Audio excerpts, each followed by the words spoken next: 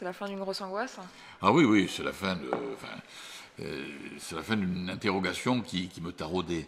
Il y avait à peu près 1200 chambres qui étaient réservées à La Rochelle.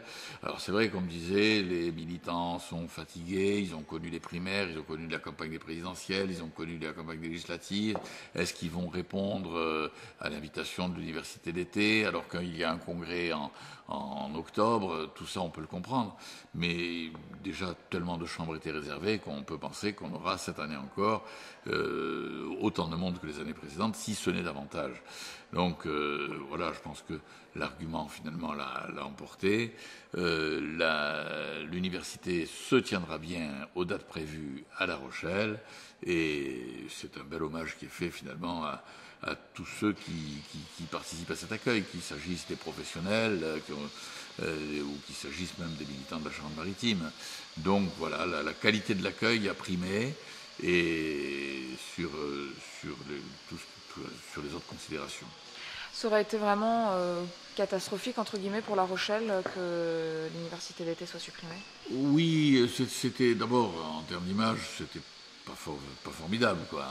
Dire on ne vient pas à La Rochelle cette année, décision prise un peu rapidement, ça ne servait pas à l'image de la ville.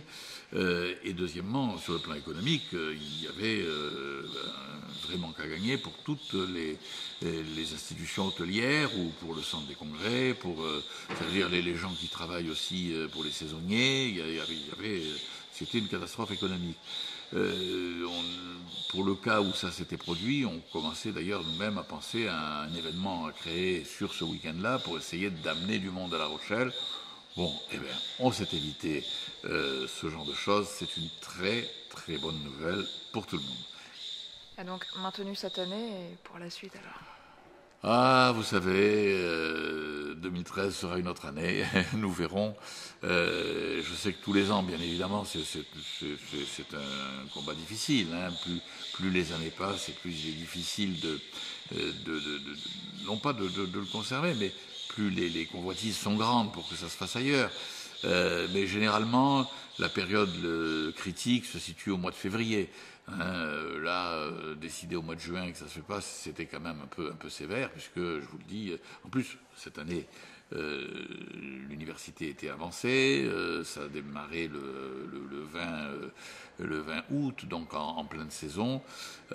Mais j'entreprends dès demain les manœuvres de conviction pour que 2013 accueille à nouveau l'université d'été du Parti socialiste.